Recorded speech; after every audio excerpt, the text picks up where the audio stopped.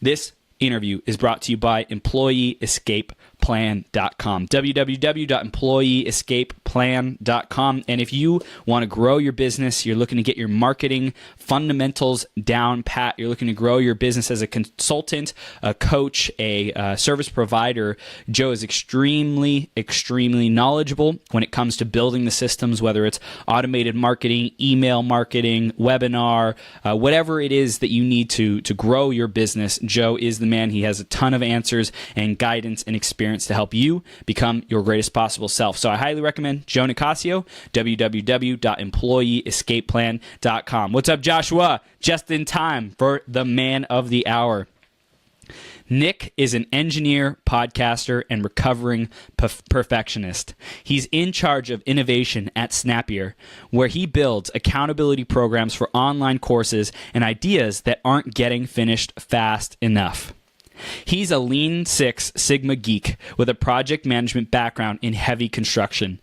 In his spare time, he's best known as the atypical-engineer host of the Make It Snappy Productivity Show podcast, and all things snappy for that matter. Nick lives in Tampa, Florida with his wife and 3 boys. Nick, are you ready? I'm ready, man. He ready. Awesome. Dude, you're now live on Becoming Your Greatest Possible Self. Thank you so much for coming on today to share about productivity, consistency, and all things kicking butt, taking names with our audience, That's man. what's up. Yeah, man. It's awesome being here. I love what you're doing, Chris. Thank you, brother. Chris Burns never gets burned out. Burn it up. Awesome, man. Well, we're going to dive into the question of the day, or the theme of the day, which is engineered consistency, which is actually something that you and I created together. Thank you for Look that. At that. Thank you for engineering the value before you even showed up. I loved when you said that. That was awesome. So how does engineered consistency show up for you? How has it made a difference in your life? Yeah, engineer consistency. So there's all these things that we need to do that there's a lot of friction there. For whatever reason, we don't want to do them. That's why we're inconsistent. That's the whole point. If it was really easy to do, then anybody could do it and just knock it out. So right. Yeah, I've kind of engineered consistency into my routine, and just giving a couple different examples that I've done recently is when there's something that I know is really, really important, but I don't want to do it. I know that if I don't do my engineered consistency, which I'll get into in a little bit, then I'll just blow it off. It just is a fact. So what I do, I'm an accountability guy. I make sure that people get things done. That's kind of my whole platform. So and I try to walk the talk, right? So an example of it is content planning. So typically my typical MO is to get in there on a day-to-day basis and just write whatever's on my mind. There's not a lot of flow to like the whole process from theming it from month to month or week to week or that kind of thing. So man, I really got to get into planning my content. I know what I need to do. I just need to do it. So I have a little Facebook group that you're in. And I said, okay, I'm going to hold myself accountable to this, and I'm going to just facilitate an event.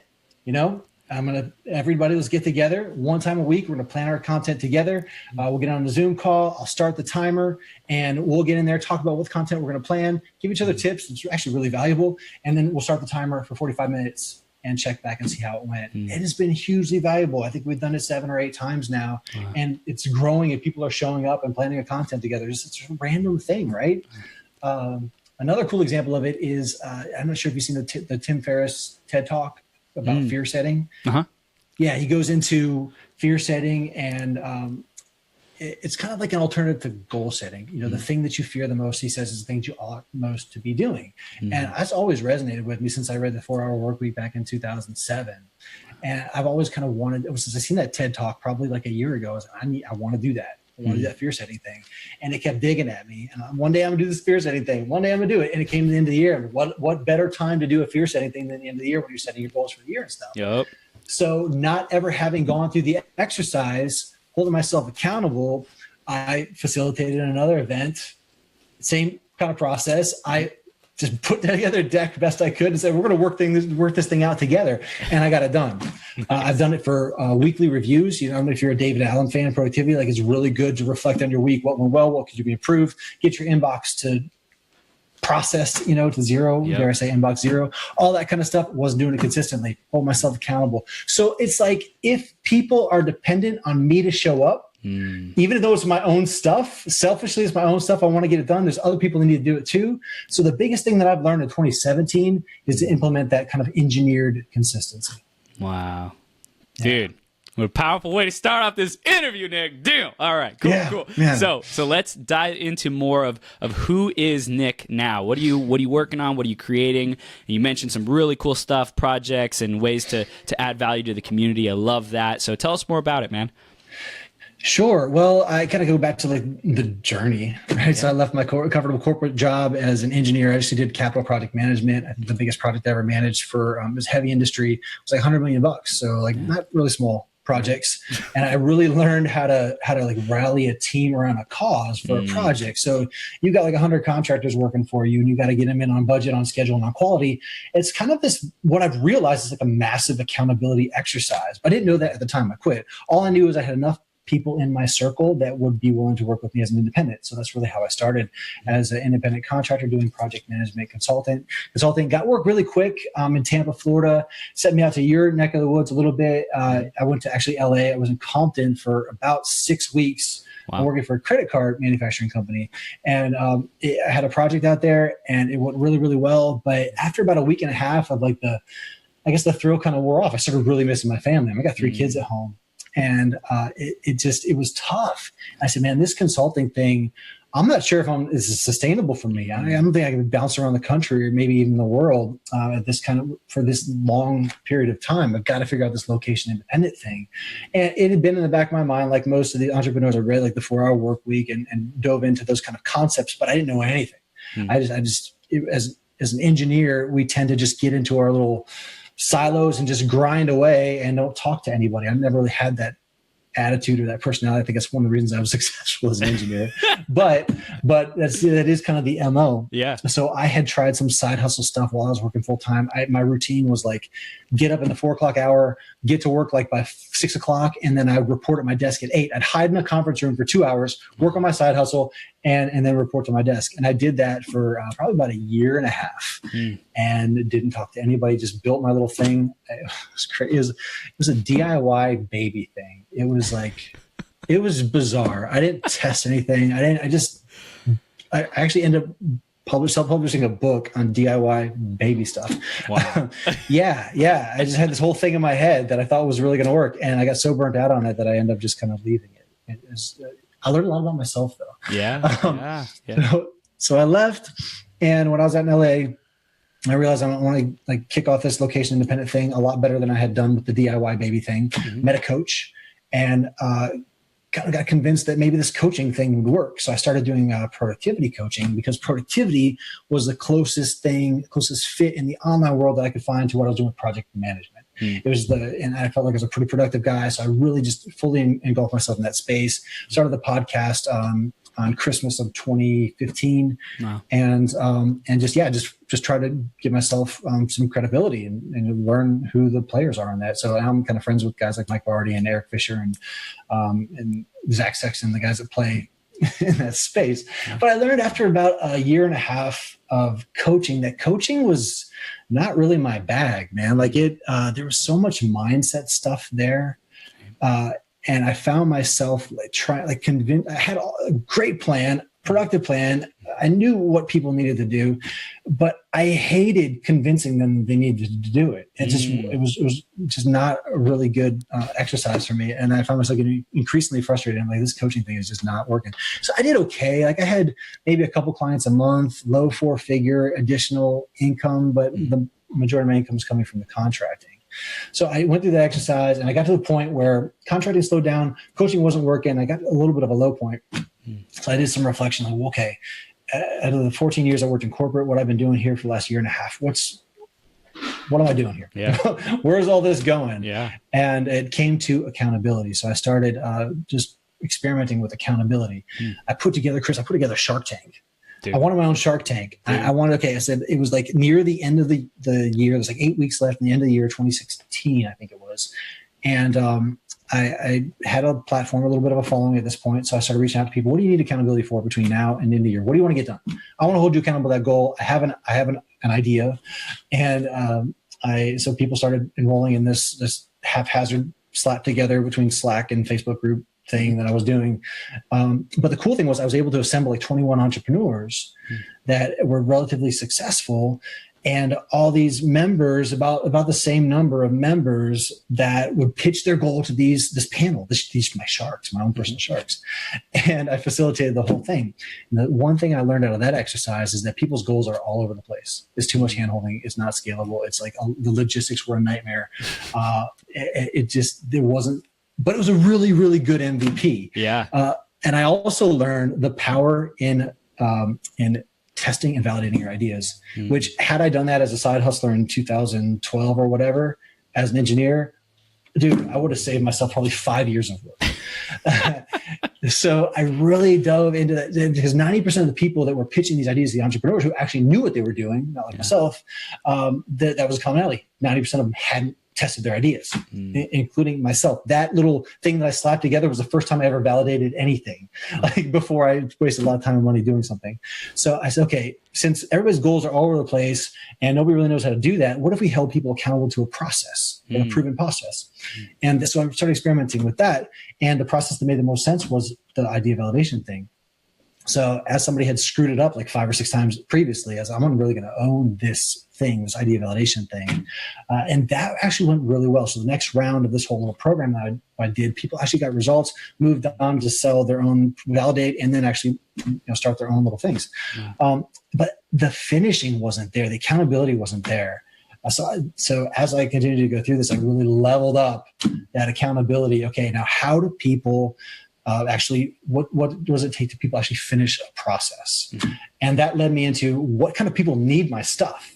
Because I realized that, and again, it's all testing, iterating, and things that I'm learning, is that you don't have a lot of engagement if people aren't rallied around a common cause. So I said, well, what's my common cause? Because I had people like that had brick and mortar tutoring centers. I had somebody that was doing a faith-based online subscription kind of model. I had somebody that had a photography thing that she was doing. So it was like all over the place. And they cared about each other because there was accountability partners, but they didn't care that much. Right. So I realized that common cause was something that was really needed. So my common cause, I realized the people I needed myself was people that want to develop an online course or program, and they either have one or they want to improve it. And for whatever reason, people just aren't finishing it. Because like online personal development stuff, 3% of people finish.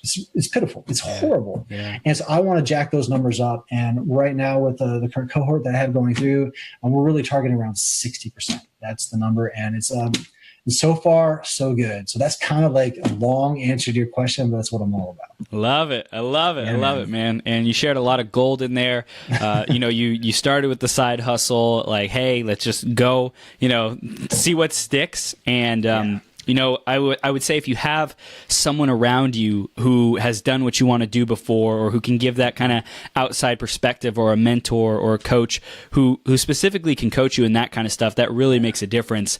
So it sounds like you did it. Was it on your own? Was it pretty much like, yes. I was bootstrapping it. The cool thing was that these 20 entrepreneurs that did the little Shark Tank panel, 7 of them stuck around to kind of be my advisors. So once a week I'd get on a call, and I actually started documenting this in my podcast for a short period of time, where these calls, and I'd just be completely inept. Like they'd ask me to pitch to them, and I just fumble over my words. I got all that audio and the frustrations and Nick, you're an idiot kind of stuff. But I had 7 of these guys that would consistently show up week to week to give me advice, because they were really invested. They liked what I had going on. And that was a really good coaching at that particular time. The original coach that I started working with that got me into the productivity stuff, that worked out, but it kind of played its course. Right. But like you're saying, those coaching around those specific areas, I think is really, really valuable, things you're struggling with. Awesome. So you got yourself around people who had that valuable feedback, who had that vested interest. They liked you. They learned to like you. For everyone who's listening, who are you surrounding yourself with? Are you getting people who you look up to, who can give you wise advice, or at least, verifiable, validated kind of advice, not just, you get random people in a room and, okay, we'll see whoever has something to say. It's like people who you respect and trust. So that's super important. I love the power of that, and it's like a mastermind. Like your single mind is not more powerful than the collective minds of 5, 10 people when you get them together in a room. So that's awesome that you didn't rely on just yourself and you leveraged other people's expertise, wisdom, experience. Beautiful, beautiful, beautiful. And then that led you into being able to create this Snappier platform to help people, coaches, people with online programs, memberships, stuff like that, to finish and also get that done, have it work, and also to have the people who go through the program to give not only the coach, but the people who are receiving the value from the coach, the gifts that you have to offer, which is productivity, which is systemization, accountability, and being able to win, you know? Yeah, man. Yeah. And the other thing about the mentors that I didn't mention is that these guys were holding my feet to the fire. Like, they wouldn't put up with my BS, you know, like that's so important. And it's important, even if you want just an accountability partner, you've got to have that person that's not going to sit around on the phone and talk to you about your kids. That's just, no, it's not important. You're there to do business. So that person might not be your friend, but they would be a really, really good accountability partner. Yeah. So that's a key thing for that mentorship. And these guys, they would not put up with my with my excuses. It got really interesting at times. I love it. I love it, man. Cool. So tell us more about like how we can start engineering that consistency in our own schedule, in our own life. Like, what are some of the principles that you're teaching these people going through the program, or that you've just seen stand out over time that's like, this is something that everybody can really benefit from, or it will make a difference for anybody who really tries it on and runs with it?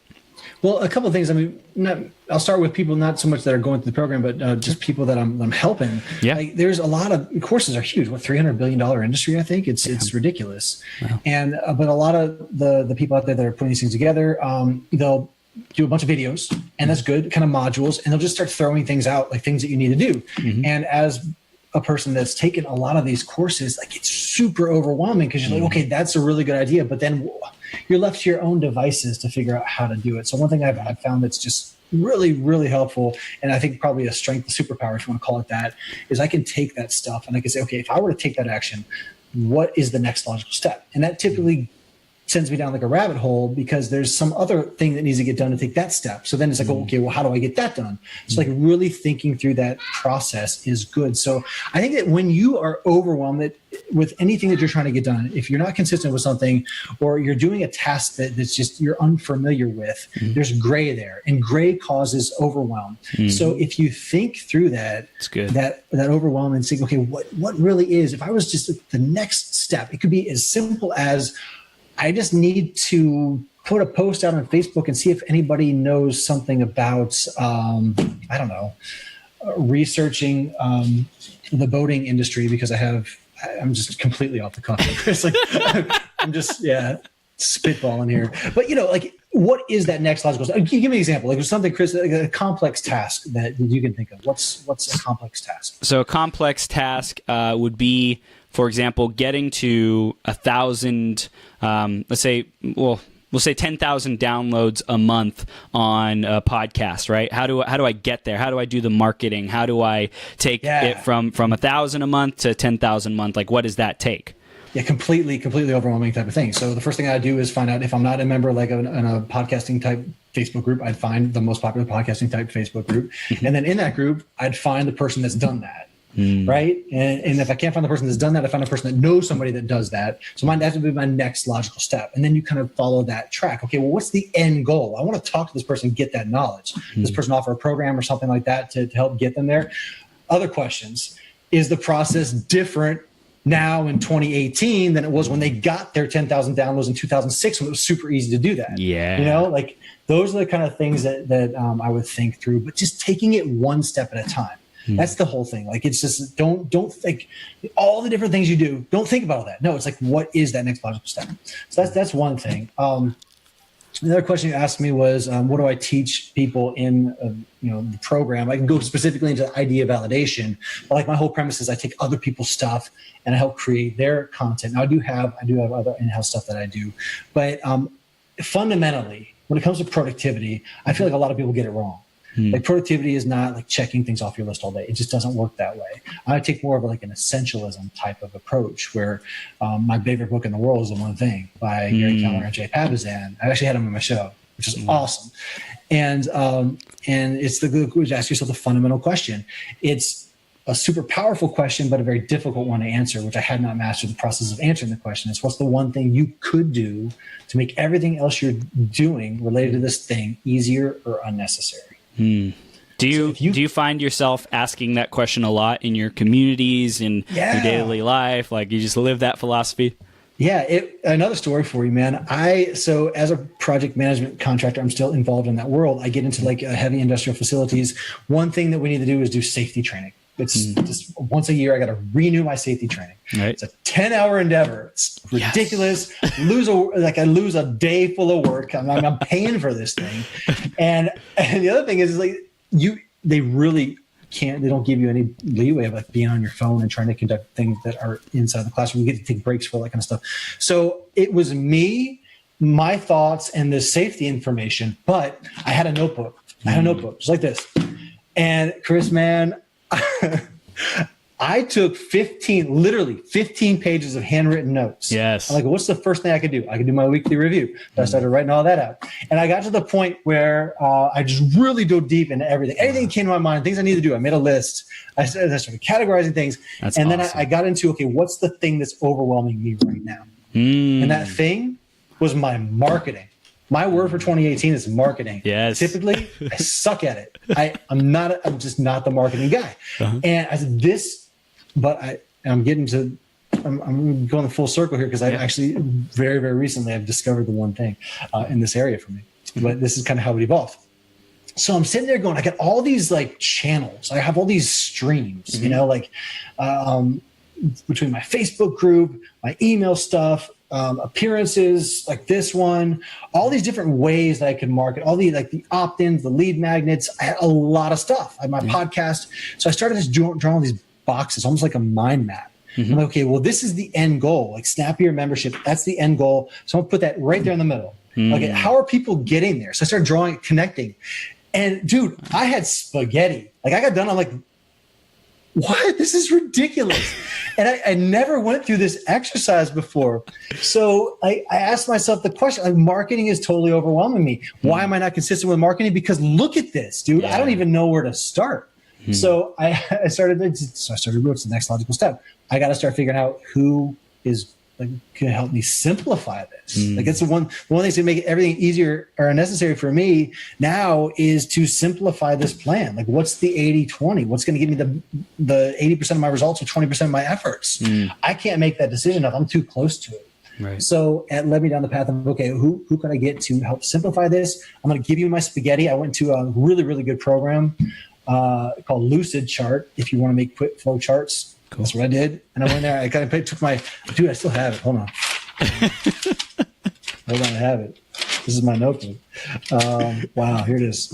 You can see this. That's kind of embarrassing. So there it is. Oh my gosh. Awesome. So I did that in my safety training. Wow. Now it's public. And then I had other charts. I had like spin-off charts. Look at this. Spin-off. Oh, it's epic. Yeah, I love it. It's unbelievable. Man, I had another spin-off chart. Now, this is more of a diagram. I was in the zone here, obviously. So I found someone, and it's kind of ironic because this whole time I am doing this idea validation thing, which is agile principles. Like the way my process works is, okay, you have a problem, you've got to understand that problem, you've got to nail down that problem, and it comes in phases. Once you have that problem, you've got to nail down the solution to that problem, make sure people want that. Once you nail down that solution to that problem, you got to make sure that people buy that solution. So that's like a 3-phase kind of process. So it's very iterative. It's listening to your market, all that kind of stuff. It's a process that I've owned. And from that perspective, it's agile thinking. Have you heard of agile before? Yeah. So the most logical step in my mind was like, who's really good at agile? So I reached out to an agile marketing person and I said, hey, I got this spaghetti. I need you to simplify it for me. And we're going down the path of making that happen.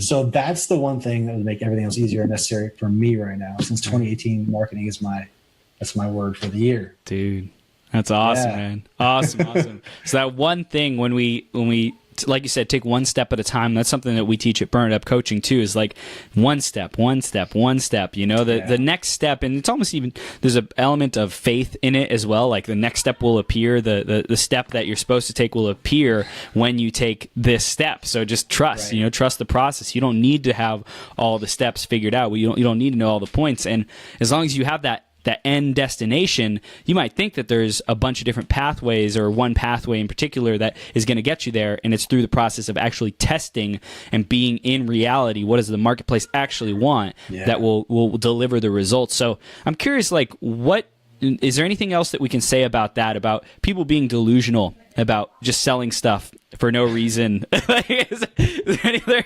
guidance you can give us about like validating, about like what mistakes people are making about creating coaching programs or trying to sell people into stuff that they don't really want?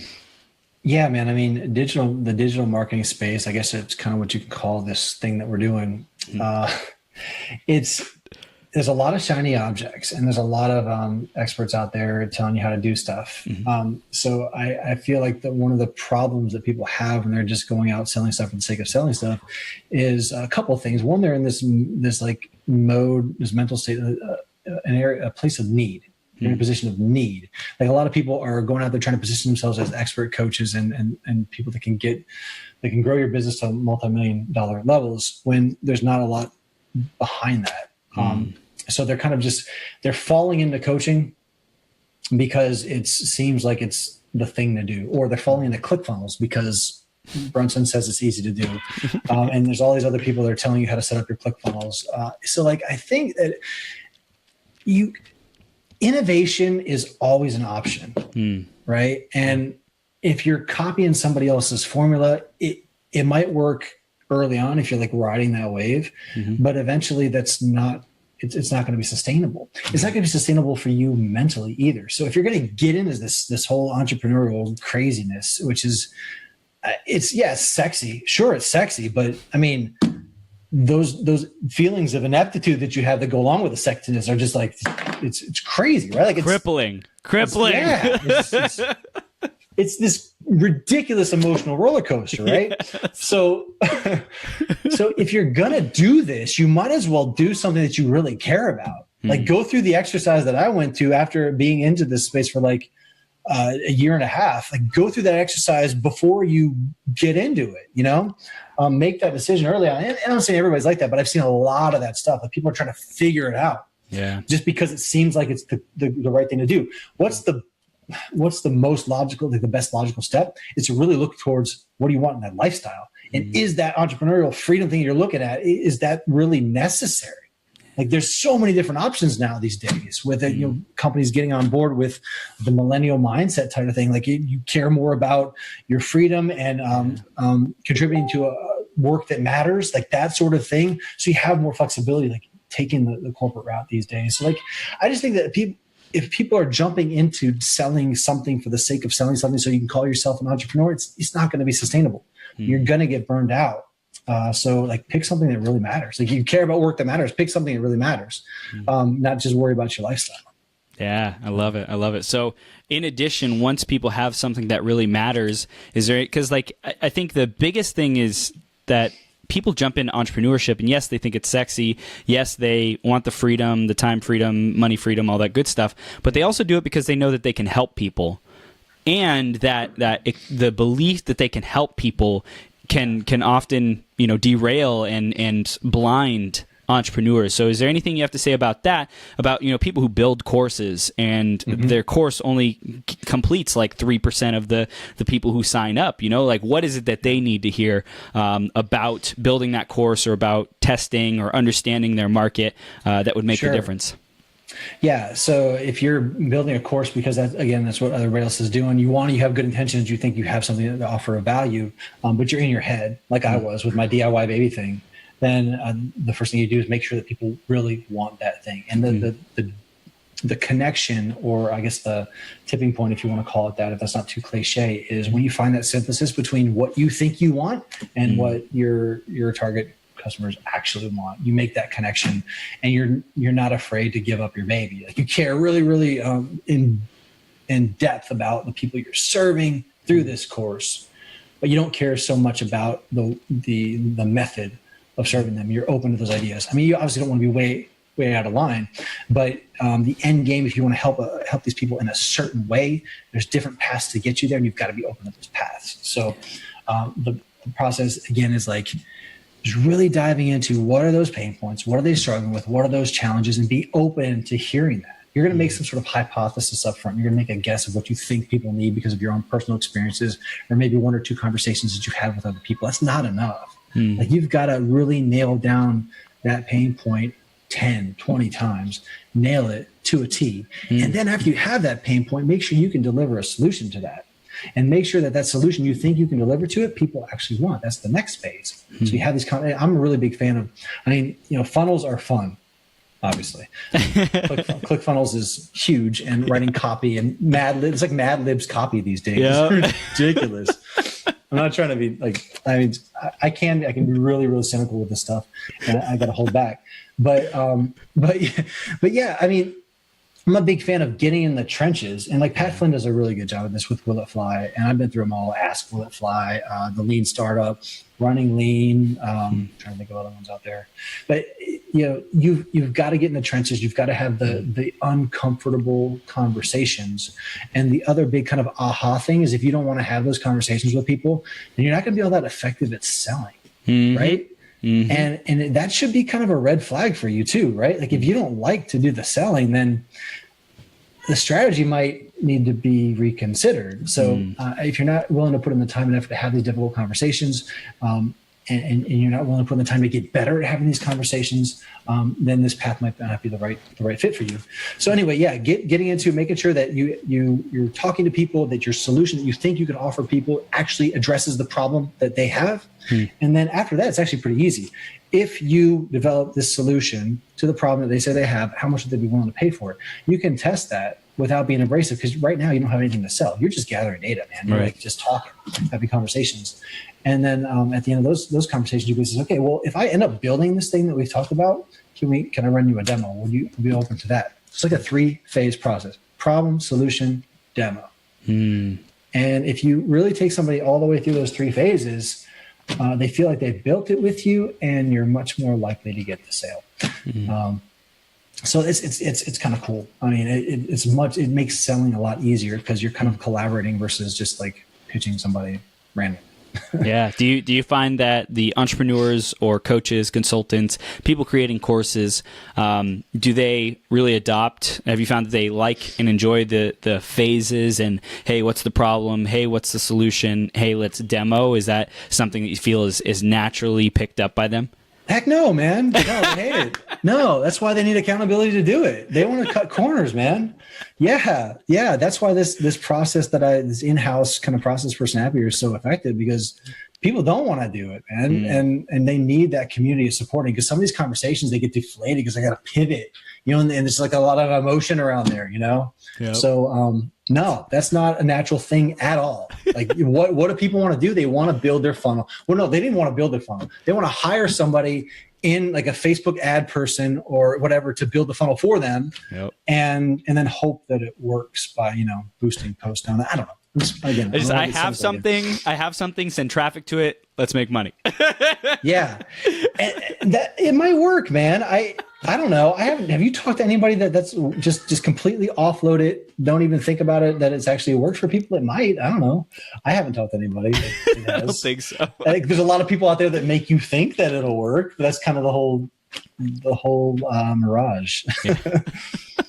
It's fun. It's a fun little world that we're playing in, man. It is, man. It is. And we're creating the rules as we go, and like discovering, and like I'm excited just for you, like what you get to create moving forward, enhancing like productivity, building systems, and how many people you're really going to help get their message out there and actually make the impact, like become a finisher. And that's what we were talking about today. That was the theme of being a finisher in your online business, because so many people get started and have, like you said, the sexy entrepreneur life.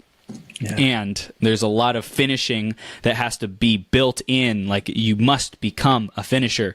So tell us more about that perspective, about being a finisher, how we can adapt that kind of mindset and a lifestyle to create more results, to create more ease? Like, how do we discipline ourselves to be a finisher so this journey gets easier?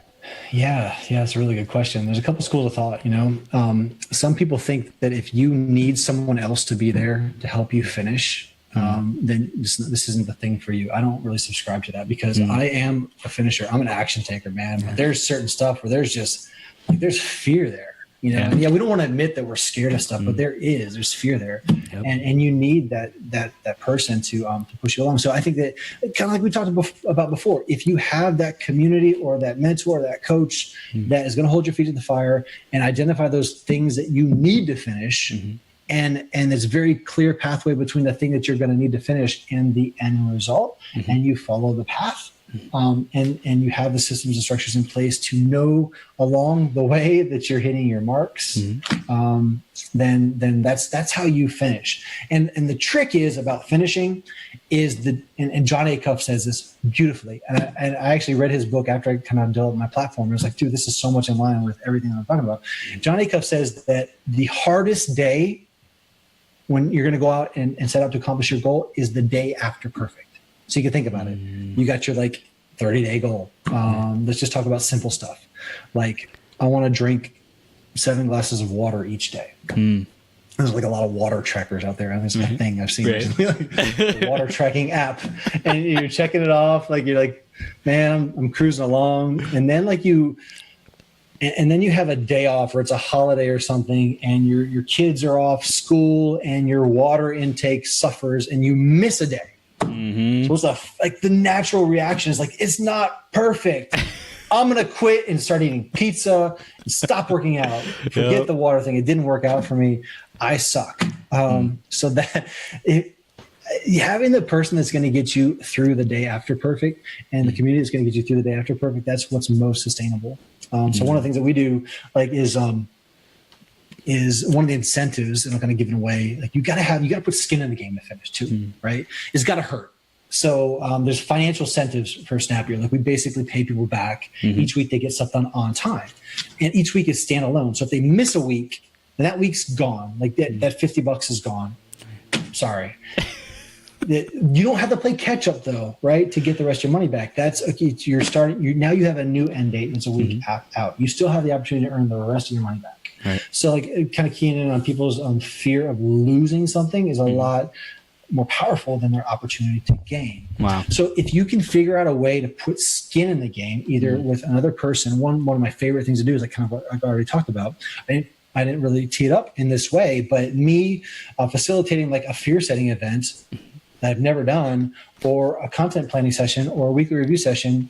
And I'm getting into some other stuff too. What was that idea? Somebody else had an idea that they wanted me to kind of kick off. Anyway, it just comes down to what are those things that I want to do? Lead generation. Perfect example too. Right. I was I was talking to you're friends with Jeff J. Hunter, right? Give him a shout out. Oh, Jeff J. Hunter? No? Okay. Well, he's got a good process for lead generation on LinkedIn. And I said, Jeff, your process is really good. I got too many leads coming in. I can't respond to them. I'm not responding to them. I'm losing out on opportunities. I need accountability around these following up with these leads that your system is generating me. And so I think, who else has got this problem?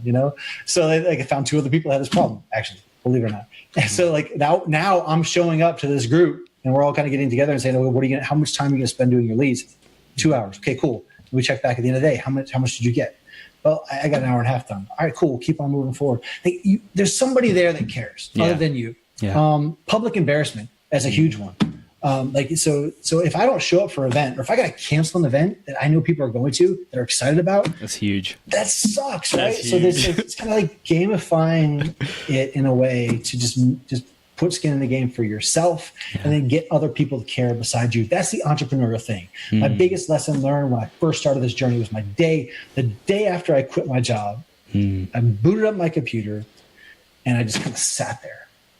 I didn't know what to do. Yeah.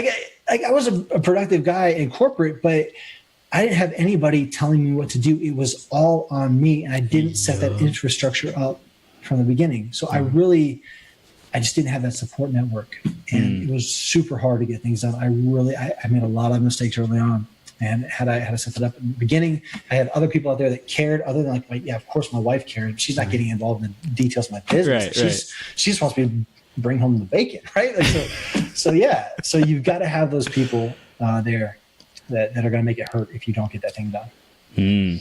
That's powerful, man. There was a lot of gold in there, and I love how you said, in the beginning you did it on your own. You just like showed up and you're like, okay, now what? And a lot of people think that will work and that will get them by. Eventually they'll turn things around, and I believe what you said towards the end is like, get that infrastructure, get that accountability structure, the people around you who actually care as soon as possible. As soon as possible. Yeah, man. Yeah, I mean, even the family alignment thing is something else I learned along the way. Is like, things were really fun at the beginning, and I was doing okay, but then the bank account started going down, and it's like, this isn't working. There's friction, and now I feel like I'm in my world and she's in her world, and we're like separate. So how do you bring that together? Like, what's the one thing is going to make there was a time in my life, is very close to the low point that I told you about earlier, where I asked myself that question, like, what's the one thing that's going to make everything easier and necessary with what I'm doing, this whole like shebang? And it was, I got to fix this. Like, I got to give her confidence on what I'm doing. So that's when we started establishing, it sounds kind of weird, weekly review with my wife. So basically every Wednesday, we get it on a Zoom call just like this. And we go through our calendars and we figure out what does she got going on, what events do I have. We plan it so that like last minute requests, the stress that kind of all ties back to this crazy business thing that I'm doing, it's all kind of sorted out in advance. And then we do a monthly now. We added the monthly thing last year where we're getting every month for about a half a day and going through the goals. And what do we want to do? We have a really strong desire to go to Spain this summer. The whole summer, we want to take the family of 5 to Spain. And how are we going to make that happen? Are we on track? She asked me tough questions like, okay, did you save the $4,000 this month that we need to do this? Well, if you, and I didn't. Last month I didn't. And she, if it doesn't happen, like if you don't hit that mark for the next three months, then we know we're not going, right? I'm like, don't tell me that. You're ruining my dreams. But we have those tough conversations, right? So, and it helps us get more aligned as hard as those are. So yeah. That's powerful, man. I'm excited. This is like, I think it's best when I listen to awesome special guests like you who come on the show, and it's like, I want to do all this stuff. This is exciting. And I'm already in all your groups, so I know I'll give you some opportunities to share at the end about those. But dude, everyone who's listening, I've seen all this amazing stuff that Nick is posting and doing and got going on, and just talking to him again. We talked a while back, and just talking to him again gets that fire lit back in me that like I'm committed to being a part of this, because it's gold, and he gives so much, just gives and gives and gives, and just it's awesome. So I really acknowledge you for all you're doing, Nick. It's Thanks, beautiful. And you're helping people out a lot. So in addition to that, man, what else does it take to cross that finish line? What else do we need to know? What kind of mindset, what kind of structures in place do we need to have to make that happen? Yeah, well, the missing piece that I haven't talked about is my spiritual life, man. And a lot of people don't want to hear that. Bring it on, baby. Bring it on. So, I love it. I'm not scared. No, I had this, I kind of go on the story of, I guess I can kind of share this. So I had this, I feel like I'm called to put on this thing that I'm doing. I just started it. But about a year and a half ago, I started getting like this idea of like miracles in my faith. I'm a Christian, and I never really been exposed to miracles. And I'm like, well, what does all that mean? I kind of just brushed it off, but it kind of nagged at me, like, what is this miracle thing? And so I was driving to Nashville over the summer for vacation, and it came to me really, these thoughts just started coming to me about doing a film. Doing a film where basically go around the country, finding people that are claiming to like be performing these miracles, and take 3 atheists with me. That was just came to my mind. 3 names right off the bat, boom, boom, boom. And then I'm driving to Nashville, and like this storyboard in my head is like of this film is like coming really super clear. I'm getting crazy excited.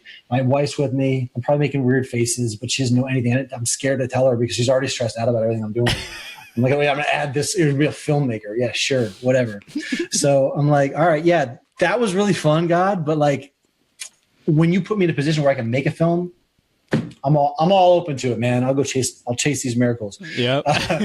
So, and then it kind of came to, I had a really strong inclination to do a podcast around this idea of miracles. But I'm like, dude, I'm a podcaster. So the vision was, okay, I'm going to get, instead of going out chasing miracles and filming them, I'm going to just get somebody on and tell a story about a miracle they shared, tell their story, bring an atheist on to like ask the tough questions and just have a respectful dialogue, because that just doesn't really exist. But I'm like, no, podcasting is hard. I have a podcast. I don't have the time. Sorry, I'm not going to do it. And then at the kind of the final thing was like, it was you, Chris. It was you, man. We're talking. You're like, I'm doing this 12-hour marathon live stream. I'm like, well, what? Come again? 12 hours? Are you insane? And I'm like, soon to find out that you are.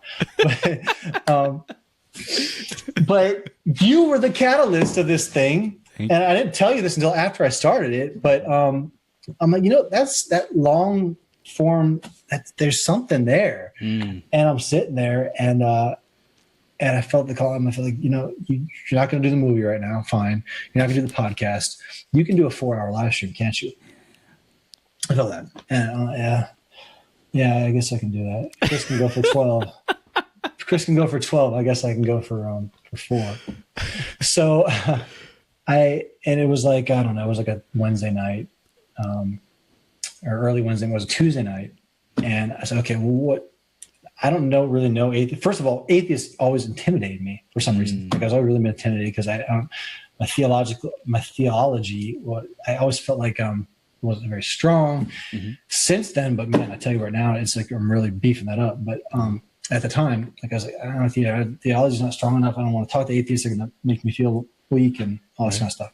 Try to chew me up and spit me out, because that's the impression that I have of atheists, which is not entirely true at all. Like atheists are like human. Like there's certain people are like that and certain people aren't. Go figure. So anyway, I'm like, okay, I got to find my atheist, right? Yeah. And it was interesting because I'm not even sure how I started talking about this. Oh yeah, I know how I started talking about this. I'll bring it back around full circle. Don't worry. So I got to find my atheist. I don't know a lot of atheists, and if I do, I don't know that they're atheists. So what do I do? And I remember that same day I had this idea about this live stream. I was in church, and it was a message that kind of triggered it. And I remember I checked in. I'm checking a lot. I checked in for whatever reason this day at church. I checked in at my church. And I got this aggressive Christian guy, who all of a sudden just started ripping into me about my church. And I'm like, it really took me off guard. And I'm really good at disarming a lot of that stuff. Yeah. But it did sit in the back of my mind. What's the deal? If we as Christians can't agree on stuff and we're not showing love to each other, what does that look like to the non-believer? Right. Dude, it's that's gotta be extremely polarizing. And it is. And so that was in my mind on that particular night after I had a couple weeks after I kind of had that live stream thing. I'm like, no, this is the time. I got to do it. So I put a very polarizing post out there on Facebook about aggressive Christians. I got about 300 comments on it. And I was like, you know what? I struck a chord. And at the end of that post, I said, I'm setting out to start this new project because I think that we can have a respectful dialogue between atheists and Christians. So anybody interested in learning more, just hit me up, PM me. I had 20 PMs after that. So I started combining a list, and Miracles and Atheists was born, a 4-hour live stream, 3 segments, hour 15 each. And that's the whole purpose is obviously as a Christian, I'm called to bring more people to Jesus. Right. But one of the things I'm really good at is being a facilitator, is basically disarming aggressive situations for whatever reason. I've always kind of been very good at that. So I was I'm really cut out to do this work. So I find an atheist that has, they're very obviously feel strong about their beliefs, and I give them an opportunity to tell their story, why they feel the way they think, why they believe, what the history, background, upbringing. And then they come on as my co-host, and we bring a Christian on who has some sort of miraculous experience and have them tell their story. And then allow them to have a dialogue, and the atheist co-host like myself to ask like tough questions. And really, I just want to make sure that the thing moves along and people are being respectful and that kind of stuff. And I had my first one. I'm stressing about it because, obviously 3 segments like I got to line up 6 people logistically and of 2 different kind of camps and make it all work. And dude, it was stressful, but I say, all right, God, if you want me to do this thing, then you take care of it. Cause I got time for this. and dude, it all lined up, man. And it was one of the most powerful experiences I've ever had, in years. And the coolest thing was after that broadcast, I put a PM out on Facebook, a group PM with all 6. I said, I enjoyed it. Thank you so much for your time. And I saw this dialogue between all 6 of these people of all these different walks of life, respectfully, like after hours respectful. And I was like, this is a line. So like bringing that back around to your original question, what's missing or whatever, is I feel very strongly that like I have a purpose and a calling, and everything that I'm building needs to be centered around that. And for me, it's faith. For other people, it's other stuff. And yeah, so that's the missing link, I think. That's awesome, man. That's so beautiful. I love how you just like got into this whole new world of where you're supposed to be, and like you would have never gotten here if you'd stayed in the construction. You would have never gotten here if you would have succeeded at the baby thing. You would have never gotten here if you would have, all these steps along the journey led us to here, and I'm super excited to see where things go from here. Man. And the film's not going away. No, I already have my director and my crew lined up. Love it. So the next step is going to be raising that money. So we actually have the next broadcast is going to be tomorrow. Tomorrow morning at 9:30. Dude, and it's going to be another 4 hours? Another 4 hours. Yeah, boy. And dude, do you take bathroom breaks? That's the first question. They're like, I didn't ask Chris that question when we were on, because I'm on there and I'm like, this is what do I do? I didn't plan for bathroom breaks. So it was interesting. But I held it. I held it strong. Yeah. You just make damn sure you go before you step onto that broadcast. Yeah. And I was drinking water too. Oh, dude. Yeah. Trust me. I'm drinking water all day long. But I'm standing up, so I'm burning calories, I guess. Oh, boy. That's awesome, man. Awesome. So, dude, thank you for sharing that. And for everyone out there listening, let this be the call to your inspiration, to your muse, your faith, your whatever that is, that next step for you, and just trust that guidance, trust that you are receiving it for a reason, and that like now is the time to take that leap, and whether it's play bigger in what you're doing or try something new, I think it's all perfect, man. And especially stuff that isn't so like, this wasn't focused on business. It was about like just being expressive with your faith. You noticed that something was going on. You wanted to hear about these miracles. You wanted to unite people. You wanted to hear different perspectives. So for everyone listening, don't think that it has to be about your business. It could be something completely different that you're passionate about. Maybe it's dancing. Maybe it's, Lincoln Logs. Maybe it's whatever, right? Just find that passion. But it kind of goes back to what we were talking about earlier. It's all about risk. Taking a risk, and there's something you're scared about. And this is the most overwhelming, scary thing I've ever done in my life. Wow. And I want to walk the talk in that area, and I didn't have any excuses anymore. So I pulled the trigger and got it done. Yeah. Awesome, man. Awesome. And then we did have Gary Sinclair say, Nick Snapp equals excellent. Reminds me why I am in the process of making major changes for international expansion. Love that he pegged you, Chris. Awesome. Thank you, Gary. Thank you. I appreciate that, man. And dude, so we're coming to the close. What's the new reality you want people stepping into after this interview? Wow. Okay. New reality, man. Something inspirational. I think the new reality should be that you should really take seriously the fact that you shouldn't be doing this alone. You're doing something wrong if you're doing it alone. So develop that infrastructure around you and find that accountability, however it matters. Even if you don't think that you need it. Somebody in my group posted, I'm a self-starter. I don't need accountability.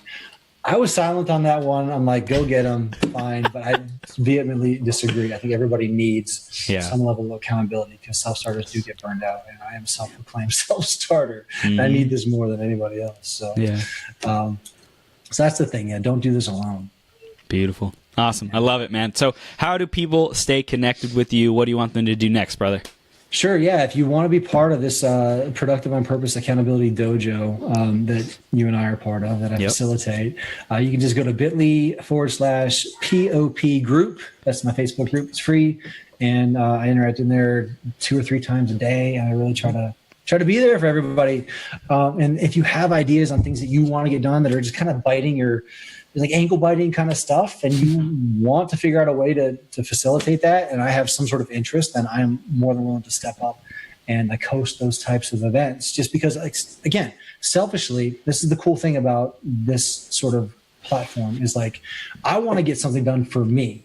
Mm-hmm. And if I can get it done for me, hold myself accountable and bring others along with me, then I'll do it. So so we're always like experimenting with different things that people need accountability for.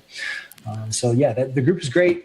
What else? Oh yeah, the Miracles and Atheist thing. If you're in, you just go to miraclesandatheist.com, or you can go to miraclesatheist.com.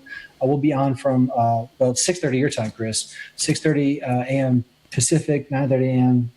Eastern, cool. And we'll go for 4 hours. And yeah, we'll bring that respectful dialogue together. Awesome, man. Awesome. Nick, I'm so excited, man, for all you're up to, really stepping into your power, into your blessings, into your faith, into your self-expression. It's super, super cool. And thank you for all the things that you do for that group. And I'm going to be more active, I promise. And just hearing the certainty you have around accountability, around help is available. There are structures that we can dive into. Like, that's just so reassuring, man. And we're not on our own. That was just so timely, so powerful. And from me personally to you, thank you for sharing that with me and with our audience, man. Yeah, and thanks for having me on. Thanks for the opportunity, man. And I'll drop a link if anybody wants to test their ideas or whatever. I can drop. I have a resource too. It's just a guide that I put together, but a lot of time and effort into it as well. So one thing I was Dude, your stuff looks amazing. I was like modeling a lot of your stuff on your website. I'm like, damn, this media page is sick. Cool. Thanks. This is awesome, dude. So Nick, have the best day ever, dude. Thank you for coming on. Dude. And we're excited to see all you got planned for 2018 and beyond, man. Likewise, Chris. Thanks, brother. Awesome. Take care, brother.